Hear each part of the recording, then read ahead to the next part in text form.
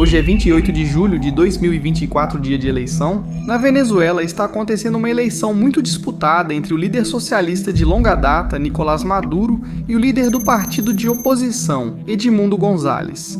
Considerando que a inflação tem sido desenfreada há anos na Venezuela, eles têm o maior índice de criminalidade do mundo. Cerca de 82% da população do país vive na pobreza. Você pensaria que o povo da Venezuela estaria pronto para uma mudança de liderança. Nicolás Maduro é presidente da Venezuela desde 2013 e esses problemas, desde a pobreza até o crime e a inflação, só pioraram exponencialmente sob sua liderança. Apesar desses fracassos, era dia de eleição na Venezuela, e era hora do suposto processo democrático acontecer, onde os eleitores da Venezuela finalmente poderiam fazer suas vozes serem ouvidas quando o relógio marcou meia-noite. Após um longo dia de apuração de milhões de votos, o Conselho Nacional Eleitoral, que é a instituição responsável por supervisionar essa eleição, apresentou seus resultados finais: 512 a favor de Nicolás Maduro, o atual presidente, e 442 a favor de Edmundo González, o candidato do partido de oposição. O Conselho Nacional Eleitoral, responsável por garantir eleições livres na Venezuela, apresentou o resultado sem hesitar, mas o mundo todo rejeitou esse desfecho. Protestos intensos tomaram as ruas da Venezuela, com cidadãos alegando fraude eleitoral e exigindo explicações do Conselho Nacional Eleitoral sobre o resultado. Além dos venezuelanos, líderes de outros países também participaram do protesto. O governo Biden afirmou que Edmundo González claramente recebeu mais votos. A União Europeia não reconhece Maduro como vencedor, e até os vizinhos da Venezuela, Brasil e Colômbia exigiram que Maduro e o Conselho Nacional Eleitoral apresentem provas sobre como eles chegaram a esse resultado eleitoral. Na verdade, o partido de oposição e seu líder, Edmundo González, previram que essa eleição seria fraudada muito antes do dia da votação chegar. Para isso, o partido de oposição criou um sistema complexo com milhares de fiscais eleitorais venezuelanos, que trabalhariam juntos para retratar com precisão os verdadeiros resultados da eleição. As descobertas do partido de oposição mostraram praticamente o oposto do que o Conselho Nacional Eleitoral relatou, afirmando que Maduro na verdade perdeu de lavada. O partido de oposição verificou que Edmundo González obteve 67% dos votos e Nicolás Maduro 30%. Já o Conselho Nacional Eleitoral não divulgou dados das urnas eletrônicas, mesmo com as constantes exigências do povo venezuelano e de líderes mundiais. Em vez disso, Maduro recorreu a culpar Elon Musk, alegando que a eleição dele sofreu um ataque cibernético não só de Musk, mas também do país Macedônia do Norte. Então será que Elon Musk realmente fraudou essa eleição? Se os resultados das eleições da Venezuela forem falsos, como a oposição pode provar?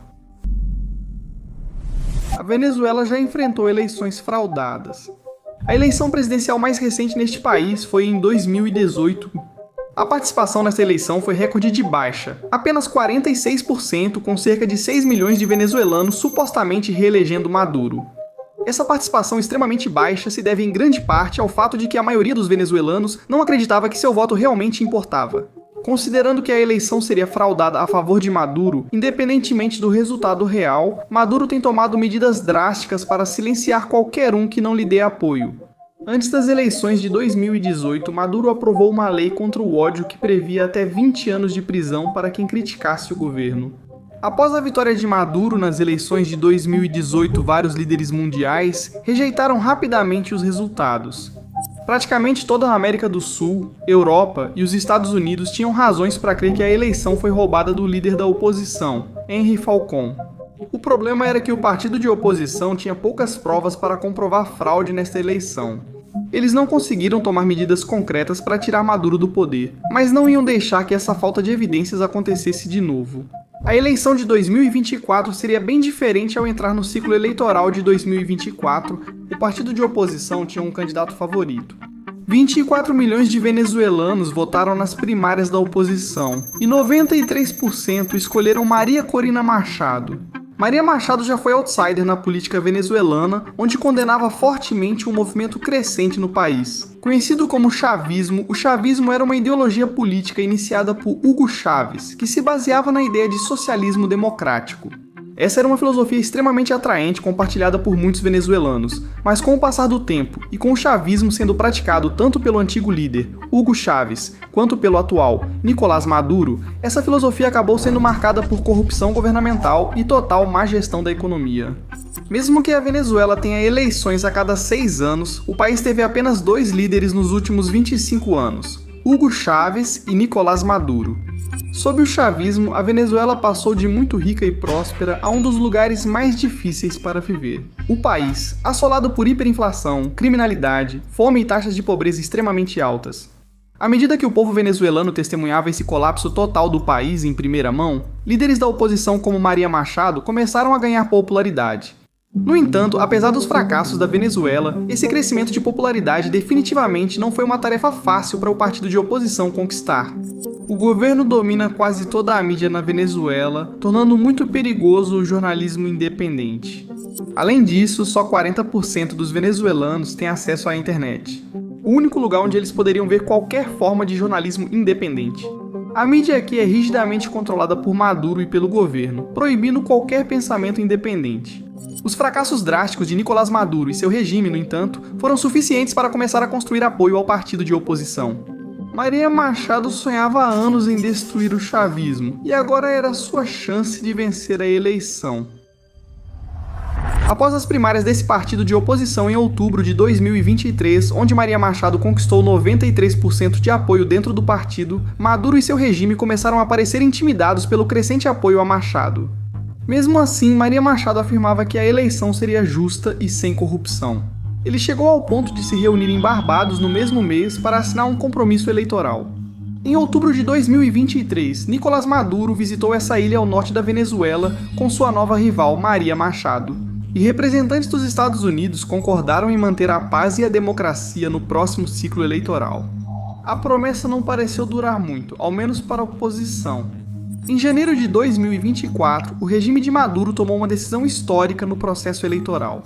O procurador-geral da Venezuela e um dos aliados mais próximos de Maduro, Tariq Saab, fez com que agentes federais prendessem 3 dos assessores mais próximos de Maria Corina Machado sem qualquer aviso prévio. Essas 3 pessoas foram presas sob acusações de que teriam tentado roubar um arsenal de armas militares no ano passado, antes de planejarem um ataque contra o governador do estado venezuelano. Essa prisão foi repentina e nenhuma prova do suposto crime foi apresentada. 3 horas após a prisão, a Suprema Corte da Venezuela manteve a proibição de 15 anos para Maria Corina Machado disputar a presidência, acusado de conspiração, falsificação de documentos e crimes cibernéticos. Além disso, Maria Corina Machado nunca chegou a receber uma cópia dessas acusações contra ela, nem teve a oportunidade de responder a essas acusações perante o tribunal. Parecia uma grande conspiração do governo para impedir Maria Corina Machado de concorrer, pois ela venceria Maduro em uma eleição justa. Maria Corina Machado foi a opositora mais popular em 25 anos, e Maduro, sem chances nas urnas, usou a justiça para derrotá-la. Mesmo com a decisão, Maria Corina Machado não desistiu e seguiu denunciando o regime de Maduro. Essas críticas continuaram a ter efeito contrário, já que as autoridades venezuelanas estavam prendendo sua equipe e assessores políticos por suposta participação em conspirações contra o governo. Nas semanas seguintes, a equipe de Maria Corina Machado enfrentou crescente pressão do governo venezuelano.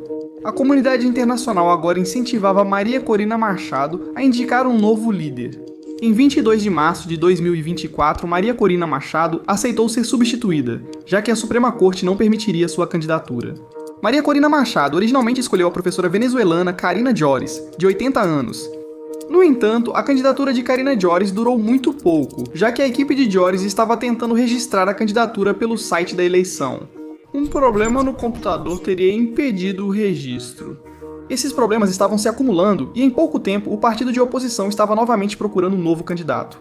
Depois a indicada original, Maria Machado, escolheu Edmundo Gonzalez, de 74 anos. Edmundo Gonzalez era um avô tranquilo, apaixonado por pássaros e nunca foi destaque na política. O partido de oposição considerou outros candidatos antes de Gonzalez. Enfrentar Maduro e seu regime já é um ato arriscado. O apoio a Edmundo Gonzalez cresceu rapidamente, após ele prometer manter várias ideias de Maria Machado em sua campanha. Apoiadores se aproximaram de Gonzalez antes da eleição, elogiando-o como última esperança de uma Venezuela melhor. Gonzalez afirmou que jamais pensou em disputar um cargo político, muito menos a presidência, e agora enfrentava Nicolás Maduro, em eleição disputada. Edmundo Gonzalez estava concorrendo com a ideia de pôr fim ao chavismo e trazer de volta eleições justas e democráticas para a Venezuela. Apesar do apoio, o partido de oposição sabia que a eleição provavelmente seria manipulada nos bastidores. O partido de oposição orquestrava um plano para garantir a integridade das eleições de 2024. Veja como isso iria funcionar. O sistema de votação da Venezuela é eletrônico, similar ao dos Estados Unidos da América, com várias sessões eleitorais pelo país. Cada sessão eleitoral possui urna eletrônica. Após o fechamento das urnas, a urna eletrônica imprime uma folha com os resultados daquele local. Cada uma dessas folhas de apuração é então transmitida eletronicamente para o Conselho Nacional Eleitoral para a contagem total dos votos em todo o país. Em cada um desses locais de votação, um fiscal do partido de oposição estava presente e recebeu uma cópia da folha de apuração. Cada uma dessas folhas de apuração possui um código QR exclusivo, um número alfanumérico e uma assinatura digital, que servem para ajudar a verificar a autenticidade da folha de apuração. Porque o partido de oposição se preparava para outra eleição fraudada. Eles designaram fiscais para escanear e enviar as folhas de apuração ao banco de dados deles, a fim de proteger as evidências. Os fiscais de votação conseguiram coletar 82 das folhas de apuração totais em todo o país naquele dia, e fizeram um upload de todos os resultados no banco de dados deles, que era acessível ao público, para que o povo da Venezuela visse o real vencedor dos votos que reuniram. Edmundo González, na verdade, venceu essa eleição com 67% dos votos, enquanto Nicolás Maduro obteve apenas 30% do total de votos. Mesmo com o partido de oposição verificando apenas 82% das atas de apuração, mesmo que Maduro tivesse vencido todos os votos nos 18% restantes das atas, ainda ficaria mais de 15 milhões atrás de González. Essas evidências contrastam fortemente com os resultados do Conselho Nacional Eleitoral e do regime de Maduro, que declaram Maduro vencedor com 51,2% dos votos, 44,2% de González. Quando os relatórios do grupo de oposição vieram a público e provaram que González venceu, Maduro entrou em pânico e soube que precisava inventar uma desculpa. Inicialmente, o regime culpava um ataque cibernético vindo da Macedônia do Norte. O chefe do Conselho Nacional Eleitoral e Maduro não apresentaram provas dessa alegação, deixando a Macedônia do Norte perplexa. Maduro e o Conselho Nacional Eleitoral logo deixaram essa alegação e passaram a culpar Elon Musk e sua empresa. Elon tem criticado Maduro em suas postagens no X, inclusive afirmando que ele violou regras, por incitar ódio, fascismo, guerra civil, morte e confronto entre venezuelanos e por ter violado todas as leis dos venezuelanos. Em resposta, Maduro sancionou uma lei bloqueando o acesso à rede social X. Mesmo sem confirmação de invasão externa ao sistema eleitoral da Venezuela, isso fortaleceria a credibilidade do sistema do partido de oposição. Considerando que eles obtiveram os dados diretamente das atas de apuração, antes mesmo que tivessem a chance de serem manipulados eletronicamente por alguma entidade externa. Na verdade, o partido de oposição descobriu que, entre os 23 diferentes estados da Venezuela, Nicolás Maduro não venceu sequer um estado. Sucre foi o estado em que ele mais se aproximou da vitória, com 47% dos votos. Certos estados que eram considerados garantidos para Maduro acabaram indo para a oposição para González em uma eleição totalmente esmagadora. Essas descobertas do partido de oposição foram inicialmente disponibilizadas para todos os venezuelanos, mas, como qualquer informação que desafia o regime de Maduro, o governo venezuelano baniu esse site, de modo que ele só pode ser acessado dentro do país usando uma VPN.